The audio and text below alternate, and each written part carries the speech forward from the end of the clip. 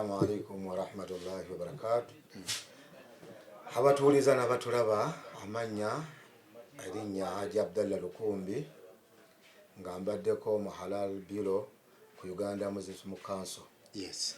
N'olwekyo nga yali mufti Sheikh Sabani Mubajje waliira nga mufti.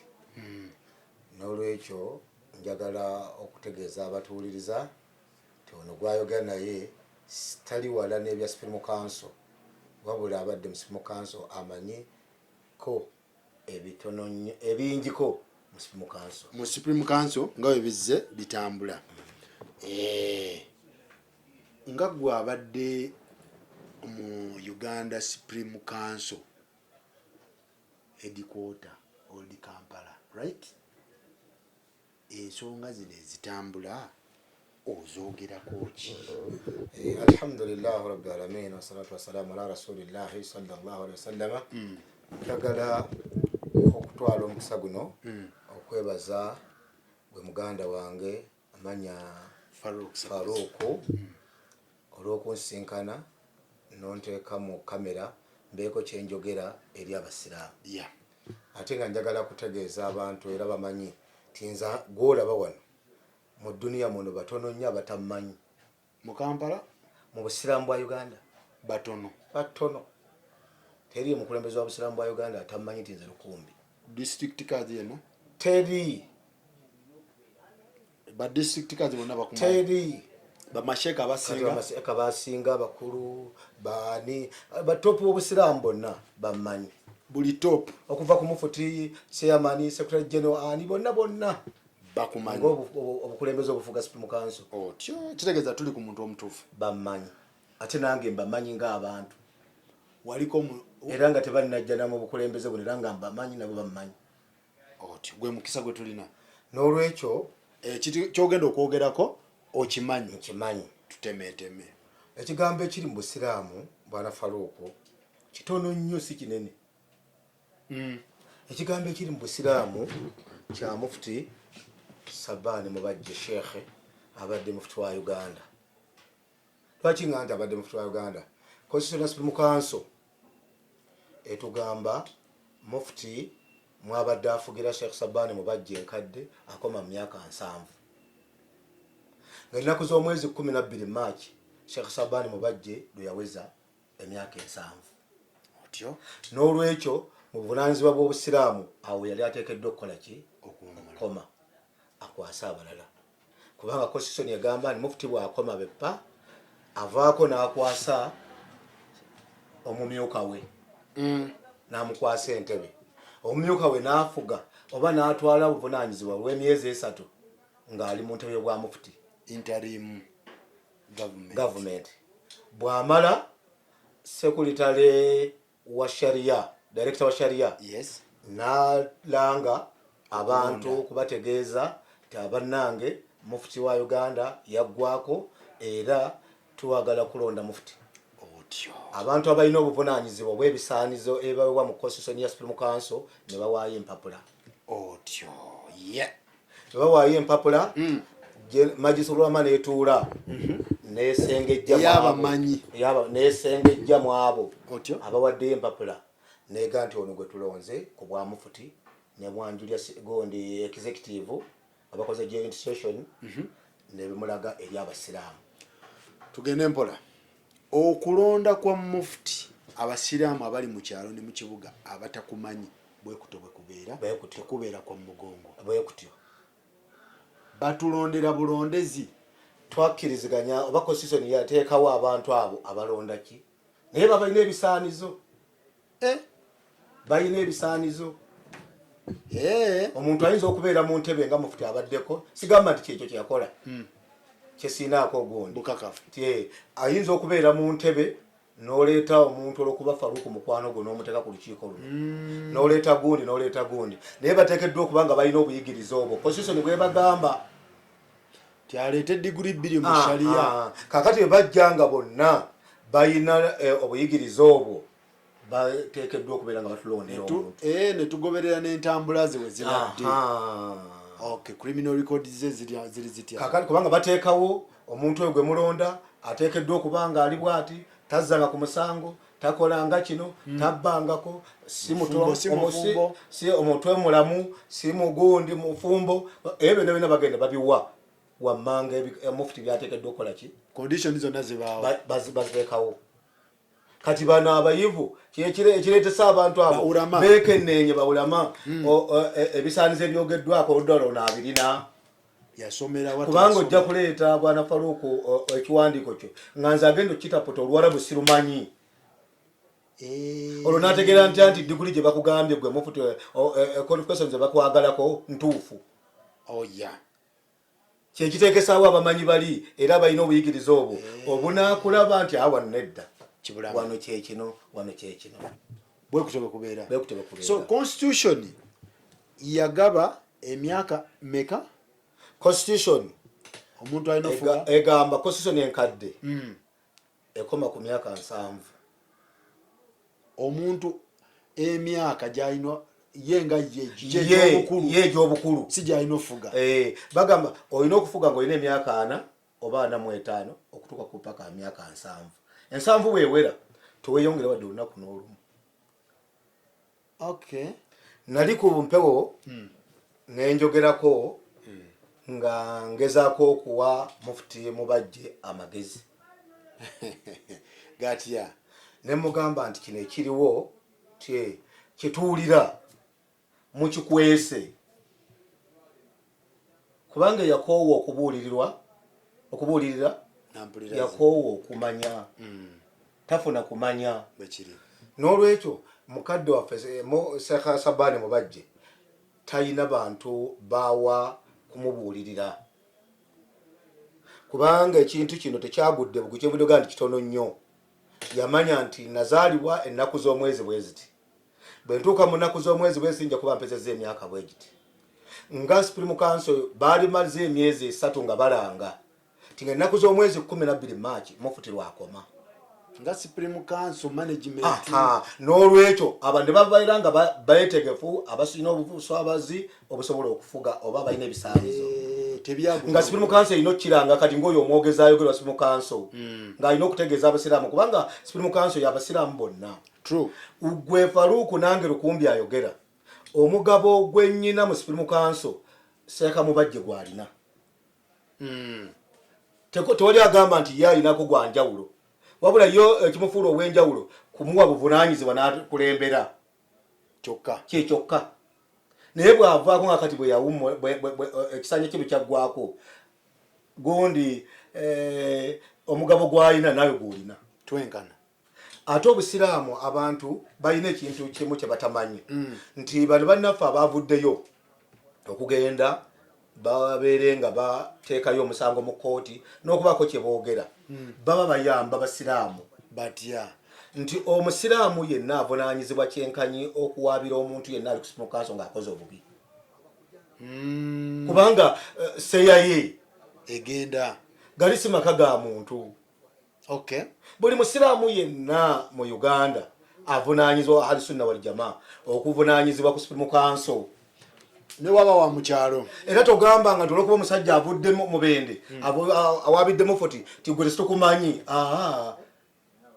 kasitaba musiraamu buli omu alina right ati Uganda muziri mu Supreme Council kitegeeza ki Uganda yonna eyabaki ey'abasiraamu owe mubende muki musiraamu bwaba muwabidde ate bakoze ensobi n'olwekyo abantu abateekeddwa njagala okutegeeza bwana Faruku nti ekituleetedde obuzibu mu bintu bino katulina ba district kaazi nga balabako baakuŋŋaana ku Supreme Council naye ba district kaazi abo ddala bw'obanga otudde wansi ebisaanizo ebibagamba district kaazi byateekeddwa okuba nabyo bayinza okuba bamu tebabirina teriyo muntu nga district kaazi nga Sheikh Munaddiini ayinza kuyimirira wali n'abeera alinze nali ku TV n'ayita abantu ebiyenje n'ayita abasiraamu ebiyenje ekyo oba okoze kikyamu nnyo kyakukakkanya abasiraamu ng'ate nkugenda ise yeeyiyo gwe Faruku nange Lukumbi yeemu n'oyo disukaazi gy'alina n'olwekyo abantu bwe babanga gwe oli mu lukiiko nga waliwo atannamanya mumanyise ategeere Munaddiini kyakulabirako ate obusiraamu bwaffe kirungi nnyo buga nti muli ekibiina ekirungi ekyagibwayo eri abantu okulagirira empisa ennungi okuziyiza empisa embi. That is true. Kakati gwe obanga dusikazi akotwala ekitundu oba Masaka oba Uwa oba Wakiso oba Oluweero bw'ovaayo mu kifaananyi ekibi oba okoze kikyamu oba tosize gw'oli kyakulabirako. Toyita bantu biyenje, toyita bantu ki, wabula abantu bannyonnyole obategeeza ekyo ky'oyagala okukola ki ekintu kyekiriwe kiri bwe kiti. Nze era ndi wano sirina muntu gwe nnyinza kwasamiza kamwa ne muvuma. Si kirungi. Naye abantu tulina gye twakuzibwa nga buli omu yakulira mu nkuza ya njawulo.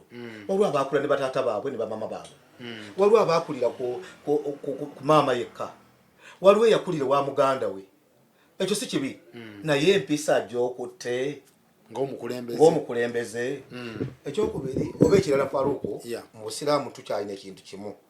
Mukama waffe Sheikh Abdul Obedi Kamulegeyo oyo muzeeyi Mungu amusaasire era amuwangaaze, yali badde Mungu amutwongereyo obuwangaazi bungi, amalirize ekigambo kye yayogerako ne pulezidenti ekyokuteekawo ettendekero ly'amasheekh. Bwe yagamba n'ettaka we liri ne pulezidenti asimba ejjinja mu ssomero ly'Abamaseeka ettendekero. Ate litya ettendekero kyembudde nkugamba nti tukulizibwa mu nkuzwa za njawulo ne tugenda mu institutions za njawulo, asomedde Saudi, asomedde Misiri, asomedde ezo ensi ziyina enneeyisa zaazo. Buli nneeyisa zaazo bw'ozireeta wano oba totuyambye kati ono aleteeze Misiri, ono aleteeze Saudi, ono aleteeze Kuwait, ono Hazaramauti, kwegamba zitujjamu zitukonvinsinga ne zitulaga nti ki ne tuva ku mulamwa. Kati wabaawo ettendekero omwana bw'ava e Saudi oba avudde e Misiri mwatuukira n'amanya embeera ya wano. Kati bannamateeka balooya mpulira balina ekibiina ekibafuga. Lawyers Association. Waliwo n'ettendekero lyabwe Law Development Center erida wa. Teriyo muntu asoma bwalooya atayise mu tteeka eryo mu ntendekero eryo n'agenda akola obwalooya. Naffe Abasiraamu Abakatuliki balina emukono bisoputaaka mwe bayita okubeera nga bamamanya omukulembeze yeeyisa atya, omukulembeze akola atya, omukulembeze ayogera atya eri abantu, omukulembeze ne bajja nga Obusiraamu bukyetaaga. Obusiraamu bukyetaaga kyebuga nti tusabire nnyo Sheikh Kamulegeya yaliko omufuti naye n'awummula, naye yalengera wala nnyo okuba nga bateekawo egundi eyo era ne Pulezidenti Museveni n'akiyagala nnyo. Naye era nkisaba nga Mungu oba mpadde akakisa kuggwe ku lutimbe luno okukiteekamu ekyo ekya Sheikh mukulu nti atuyambe ettendekero eryo likole ki libeerewo. Teriyo muntu ayita mu ttendekero nga yatendekebwa nga amayina ebimufuga ti bwe naakola kino bajja kusazaamu ebbaluwa yange obwa Sheikh, bwe naayogera ebiweebuula bajja kusazaamu ebbaluwa yange ya kino. N'olwekyo ettendekero lituyamba nnyo, naye omuntu bakeera enkya ne balonda district kaazi tabeerangako muwalimu wa kitundu wadde omukulu w'ettwale. Kakati ne bajja n'omweta ndi district kaazi bw'omusuubira Bwana Faruku agenda kukola ki?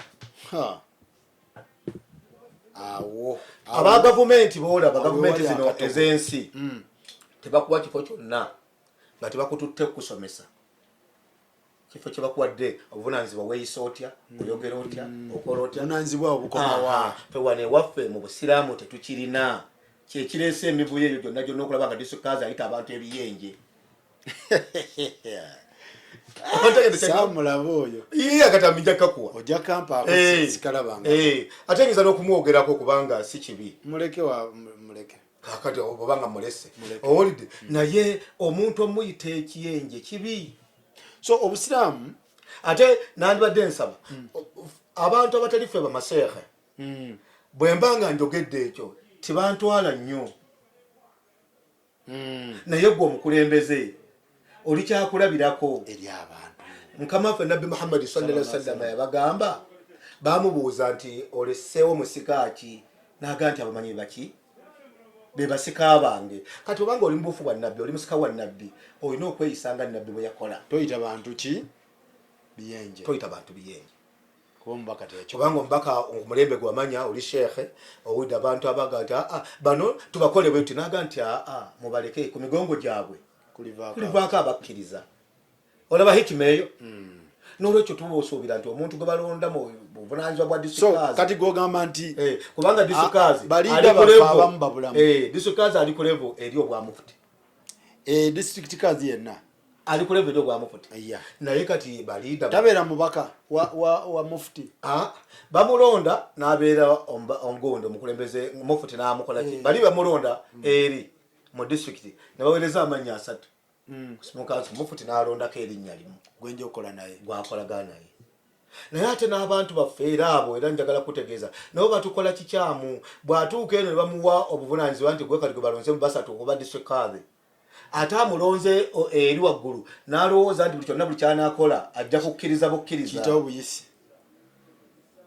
nze bwana Faruku njagala kutegeeza naliko ku ligimu ya enkadde eya Sheikh Luwemba Sheikh Luwemba waliko era nali okusipira mu kanso naye abasajja bakulu abo balina ebintu ebyawuliriza nga bateekangawo bwe bamagezi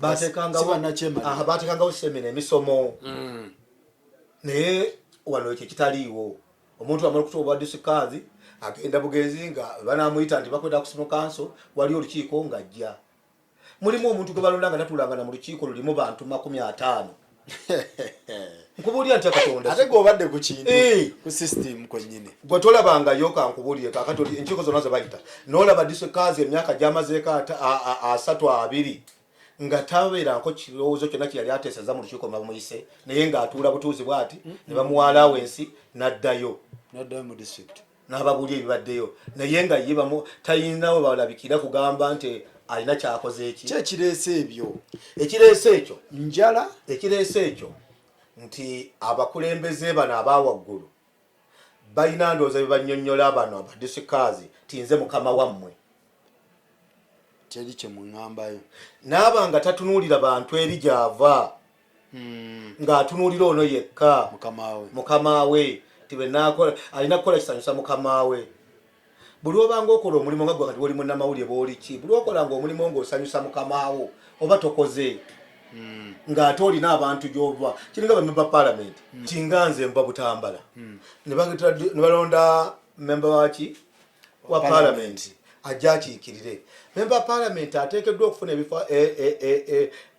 ebirowoozo byaffe mu kyalo adde abituuse mu lukiiko lw'eggwanga ffe lutasobola kutuulamu ffenna ye disitulikaazi mu busiraamu era ye memba wa General Assembly tebakikola kubanga bwe tuba tulonda General Assembly bwe tuba tulonda abasiraamu oluvannyuma lwa myaka 5 constitution egamba tulina okulonda enkiiko kakati n'okulonda kuno okwaggwa twalonda emyaka egi ne tulonda bamemba General Assembly bamemba General Assembly bajja 3 disitulikaazi wakuna abo babaka baffe abavudde mu disitulikiti abajja okututuusiza ebirowoozo byaffe ku kanso kakati oba totuusiza birowoozo by'abantu n'otunuulira ono mukamawo ensobi zonna zojja okukola mukamawo zaanaakola ziyinza okuaffectinga abeera yes man era ffe kyo tuba tugamba nze mbagamba omulimu guno gwonna oguliwo oba bino bitambula kati tebiri ku disitulikaazi tebiri ku deputy mufuti tebiri ku chairman biri ku muntu omu mufuti abitya ekisanja kye kyaggwako Supreme Council yali ayina kukola etya kati ekisanja kye bwe kiggwako yali ayina kukwasa omumyuka we Sheikh Waisa n'amuwa Sheikh Waisa n'atambuza ebbanga lyemugamba bw'amala n'agamba gundi director wa sharia n'alangirira nga mufuti bwe yaggwako n'olwekyo tugenda kulonda mufuti wa Uganda muleeta amannya agajja ku bwa mufuti naye anti bagamba constitution yeyo gy'oyogerako yakyukamu n'eyongerayo constitution yakyukamu kirungi constitution bweyakyukamu n'eyongerayo nti emyaka 75 yes omuntu kyolaba Supreme Council ndowooza kyeva teyakola okukulanga mu gazeti muleeta amannya because constitution emugamba akyali ono wansanvu wali bayongeramu akyali mugundi kakati omaliriza. Yes. Kakati gwe oli musajja atambuddeko n'amanya n'ebintu. Omuntu abadde mu constitution kadde weggwerako wakoma wadde waliwo empya bwadda mu mpya ayina kuddamu kwesimbawo okuyingira empya. Yavuganyiza nani okuyingira empya? Senga alina bye yavuganyiza nabo. Aji soko kaddemu tunula mu kamera ndaba se ogamba kubanze bagamba constitution yenenkadde yali emukwata mufti naye nga tennaggwako ne bakola amendment eno constitution twakola mpya nemukola empya. Kati mukola empya kitegeeza Uganda Supreme Council yali tesobola kulanga baleeta amannya agesimbawo ku bwa mufti because empya etambula. Gwogamba nkugamba bwenti ekisanja ky'omuntu bwe kiggwako beppa nti mufti aweddeko myaka 7 balanga. Era abantu kyembudde nkugamba bwana Agonfaluku nti baba omwogezi wa Supreme Council ng'ayogera ebiriyo ekyo yali alina kiranga myezi 3 ategeeza abantu ng'ennaku z'omwezi 12 Maachi mufuti lwakoma. Mufuti senga yamala okukoma ne bateeka wali Magisolama ne bagandi muleeta amannya. Sheikh Shabani Mbajje naye n'aleeta erinnya lye kubanga emyaka nga bw'ogambye nti wali awezezza 7 ate kati wakyaliyo ki naye n'aleeta ebisaanizo bye ne banne ne baleeta ne bava mu lukiiko wali ne bagandi twagenza okumaliriza nga bazze bonna okubeera mu lukiiko luno tebamusobola. Ono yasinze ku bisaanizo n'olwekyo netukkiriziganya agende maaso emyaka emeka tekyakolebwa. Ate mu constitution eno empya ekisanja kya myaka 10 teriyo kya myaka 5 baga nti ovuga emyaka 11 owudde n'olekera anti kati ye 7 emukwatira mu 5 nga 10 terinaggwayo. Kati wuliriza njagala bwana munnamawulire musinga okumanya ennyo nti okwogera baga nti enjogezi etuusa nannyinimu ku mize. Muntu kasayogera ennyo oyinza okusanga omuze gwe ne gulabikira mu byayogera. Mukadde waffe ono Sheikh Sabani Mbajje bwe yali ayogera era ku TV n'agamba nti bansabye wakawulyako nakawulira nti bansabye baani abakusabye batazze eri basiraamu kubategeeza kiriwo. Ekisanya ky'omuntu ekiggwako omusiraamu gwe nagambye w'omubende omusiraamu w'ebutambala alina okumanya ekigenda mu maaso.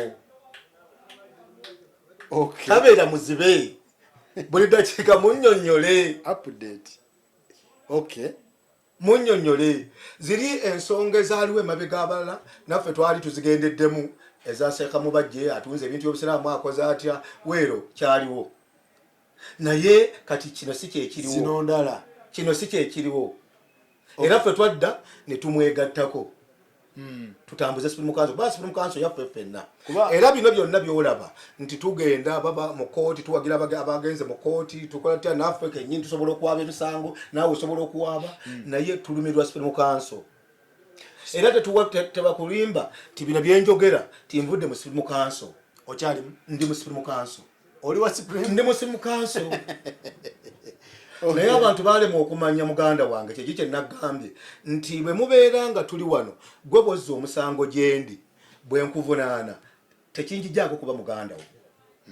Naye aba Supreme Council bo owulidde kyembudde tendeka abantu ng'oyo omwogezi bwe nvaayo ne nga nti asikiriganyiza na mufuti ng'aga nti alabye mufuti mukamwa va wano tokyaliyo wa Supreme Council talina buyinza talina right ngoba mu Supreme Council. Ontegedde?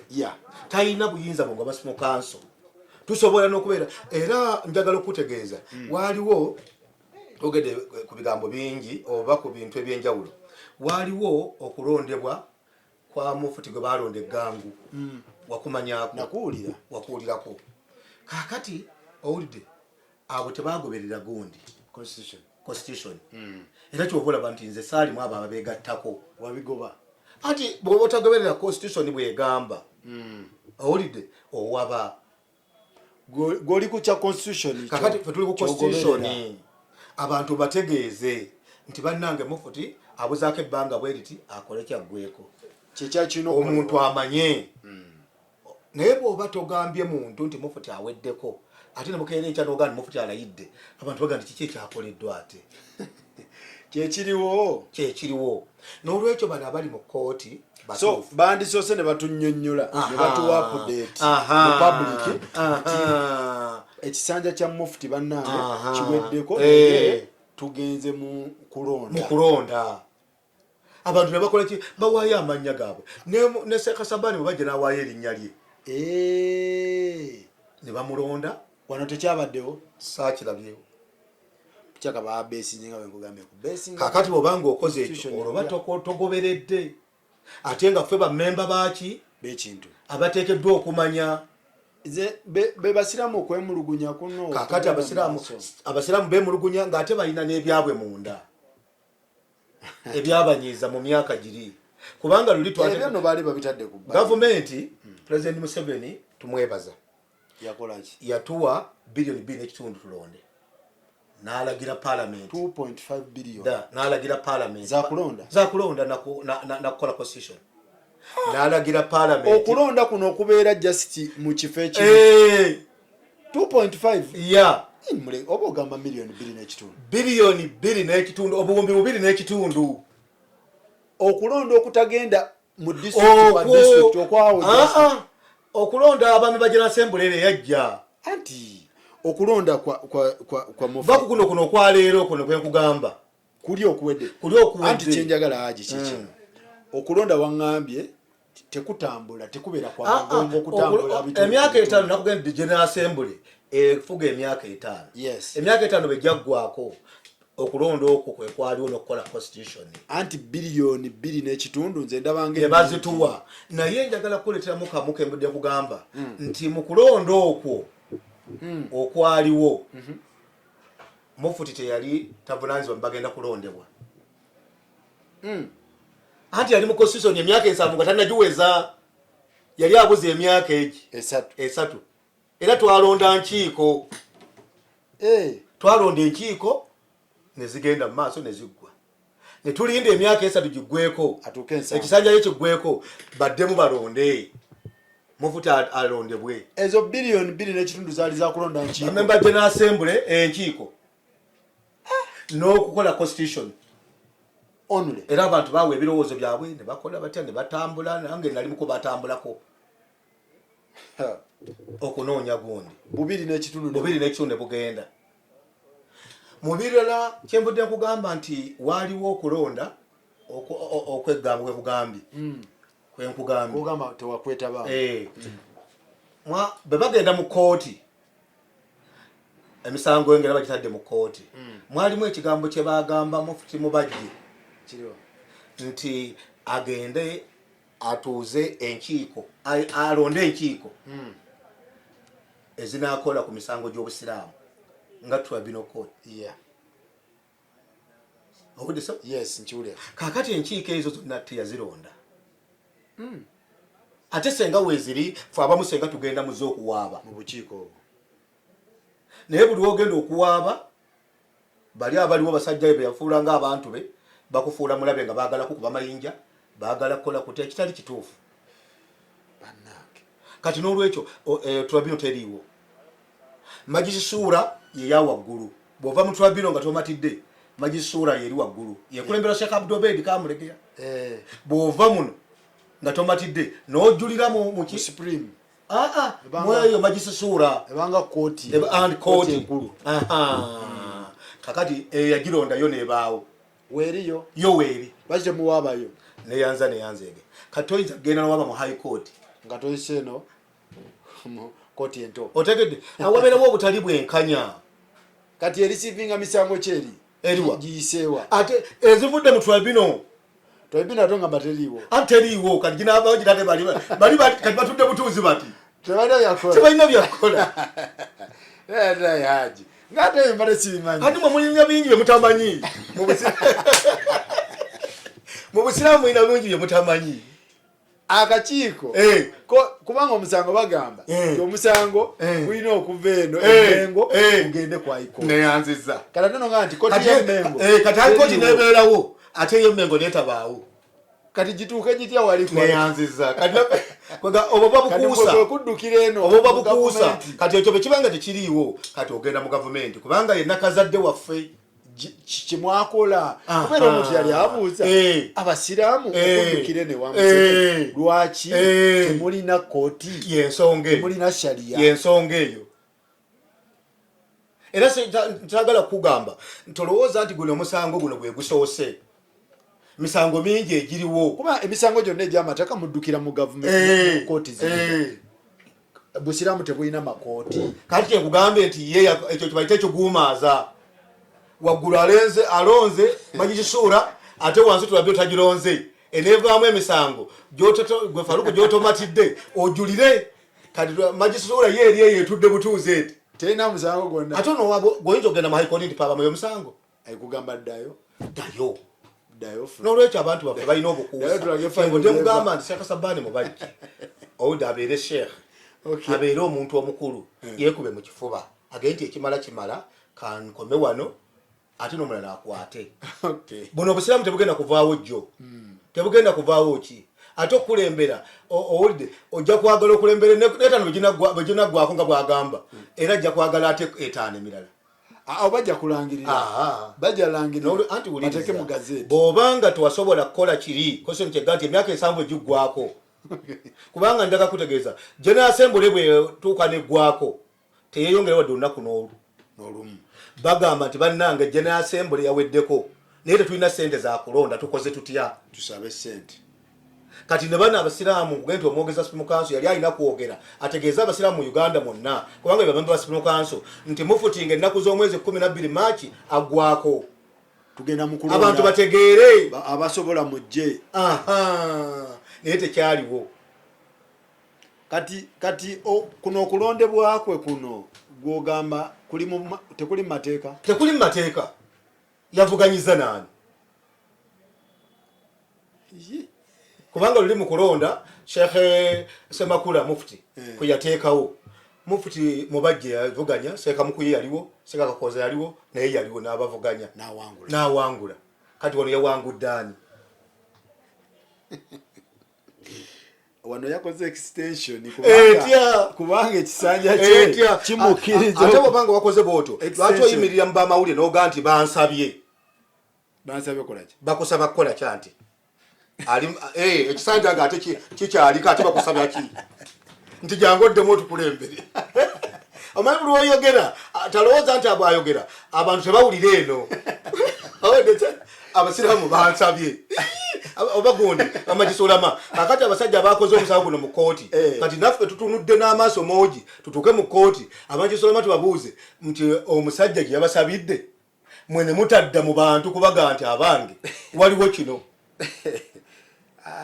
ate abala ne baga nti twagenza okulaba ode nga yalina ebisaanizo okukira kwani gokyeyogeredde okukira kwani aliwo bwomu ataga nti alina ebisaanizo wayise baani ne babula ebisaanizo qualification ezesimbawo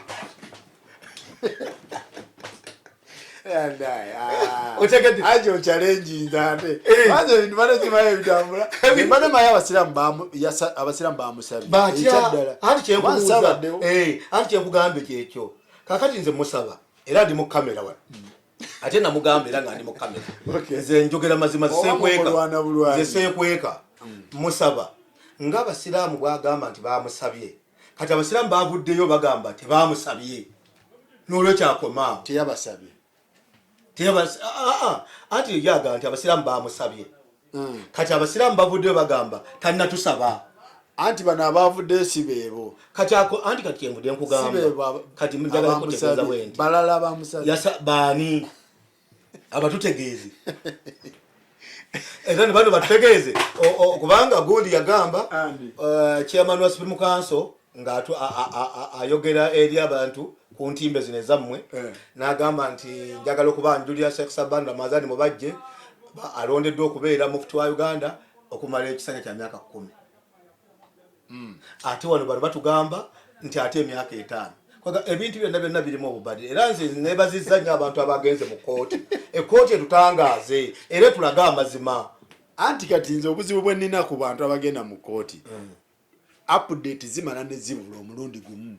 Ebintu by'ettaka we mwagamba simanyi ettaka lesembabule simanyi baswapinzeemu kitebe byagenda mu kkooti tetwaddamu bitegeera. Ebintu by'emisango ebintu by'emisango byakomawa ebintu by'emisango biringa mawulire aga TV. Okay. Kakati nyizo kubuza ndi kubukedde kwabaddeko ki. Okay. Nga tuwabaddeko. Emisango gisigala gitambula olwokuba tegiri ku mawulire ng'olowooza nti tegiriiyo.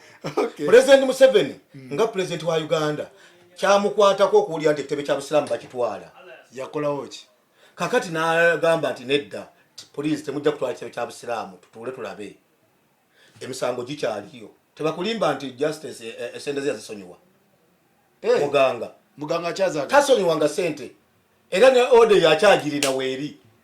Ne president aweebwa obuyinza kubanga yali waggulu w'amateeka asobola okuyimiriza ekintu naye tajjaawo kintu. Okay. Sekyo kati abasiraamu bategeere nti kiri kyayimirira buyimirizi ne muvuti enkya anaalondebwa enkya muvuti anaalondebwa enkya oba mulala obaani era ekomawo. Abasiraamu tukyali mu ddubi era emitima gyaffe gikyalimerera ku kitebe kyaffe anti kyagala kutegeeza gw'oli munnamawulire walyokedde enkya ne bagamba nti okuva n'olwaliro nti Supreme Council emisango yonna gyagiggulwako okuga nti bagitunda yejjeeredde eri firi. Sigiwulirangako. President yayogera bwogezi kubanga ekirego kya president kiba kigondi yayimiriza buyimiriza. President Museveni oyo gwolaba emisango mingi gye bawaabye mu gavumenti era ne gibasinga n'aliwa. Naffe kakati omusiraamu yenna ateekeddwa okubeera nga ajja kuliwa anytime. Njagala omwogezi wa Supreme Council aveeyo agambe annyonnyole abasiraamu nti okusinziira ku pulezidenti yatusasulira essente tutukula emitima ez'omusango ogwo. Okusinziira ku kyaliwo omusango gwaggwa bwe guti naye okuwummula si kutuuka. Abasiraamu balina ogisasulira kati bwe ntambula ne ntuuka wali ne mpumulamu mba situuse. Kakati tulinga abaawummula naye mumanye nti omusango ogwo tegwafa ne ssente ezo tezaavaawo. bilioni 19 ddala ate zinza n'okwacumula ddala ate n'ettaka eryo tebaalimuwa kubanga yali baddaga nti kantwalemu ettaka eryo ate baaliwa muki mulala. Kale kyembudde kugaa nti Supreme Council waliwo abantu bebalonda nga babalonze bulonzi lwakwagala naye omuntu eyali badde omwogezi wa Supreme Council yali badde ng'asaba na busabi n'asaba n'ateeka mu mawulire ne bamanya omuntu agenda okubeera omwogezi wa Supreme Council abadde atya ne bamuwa n'abeera nga yayogerera Supreme Council atunnyonnyola buli ddakiika ekigenda mu maaso. Naye kati fe tusirise abantu balaba kino kyaseeka mubajja emyaka gye kuggwako ekyo kituufu but emyaka gye gyaggwako naye tulina webbwe ddene eri ekitebe kyaffe kya Supreme Council oba by'obugagga bya busiraamu kubanga tekyali kitebe kyokka. Baateekamu ebintu nga bina byagala okutwala nga ki baateekamu William Street baateekamu Supreme Council baateekamu Ruzira baateekamu property nga zonna za buvunaanyizibwa nga zonna nsava ate nga abasiraamu ze tulinawo ze tusigazza. Kati bwe tuyinza okulowooza timubajje bw'anaaba avuddeko n'agenda olutuli bulungi naye tukyalinawo ebbwa eryo. Kati we forward eriki ekikulu ekirimu kiri kimu omwogezi wa Supreme Council nga bw'abeerawo n'ayogera ku bintu ebirala. Abasiraamu balinze kubuulira ekiva ku kitebe kyabwe kiriyimiridde kitya kubanga kino takinaako obuyinza ng'omwogezi wa Supreme Council ekyobwamufuti kubanga kyo kyamala dde okuyita nti 12 Maachi yaggwako mufuti ekyo kimanyiddwa. Kakati nze njagala aveeyo ye kukwogera kwe okubeesinga ku baana abagenze mu kkooti abataase emaali y'obusiraamu abataase obusiraamu okubamalirako amaanyi amalire kunnyonnyola abantu ebyogagga by'obusiraamu biri bitya tuyimiridde tutya kyoyagala ekyo. Nabadde era kumanya bingi nnyo nabadde ntambula egyo nantambudde oli ng'alina egundi awo tulinawo poloti awo ey'obusiraamu awo ebukesa awo ng'okkirira gwa bbakuli awo baalikako n'ekigambo not for sale oba ogiraba nensanga omukyala wayita Hajati Madikas nga naye alajana Timofuti yanguza property yange naye bagindemesezza bwenkeera enkya nentuula ku TV okunnyonnyola bintu ebize bibula okaba namaziga ekyo twava tugamba ng'abasiraamu ekimala kimala biri bye tubaddemu nga tuvunaana gundi ono aveewo tusobole okutwala obunaanywa mu maaso netulindako season nga bwetuuse agende tugende n'obusiraamu mu maaso kubanga obusiraamu bwo bujja kusigalawo ebbanga lyonna naye bano abakozesa okwagala ndi wano ku TV njagala okutegeeza ba district card bw'oba oli mukwano gwa Sheikh Sabani mubajje teryakugaana naye abantu balumirirwe abantu bannyonnyola ekituufu ekiriwo buli district card aveeyo annyonnyola abasiraamu ekiriwo ku ensonga z'obusiraamu naye district card okuyita mulumbe okuyita mu kuziika nogandi district card mulimu district card abatasobola kwogerera mu bitundu byabwe kyajja kiti ekyo gye bali nga ne district emumanyi nze nziise abantu bangi nnyo nga waliwo nogandi osio district card nga twalina amwogerako district card tukitwalanga MP mu abatali basiraamu ati kati MP atwala ensonga ekyaleeta obuzibu nti obulyake obwajja mu busiraamu abamu baava mu Supreme Council ne badda ebbali ne beekolamu ebibiina byabwe nabo ne balonda ba district cards kati district esobola beera mu ba district cards nga babiri nga basatu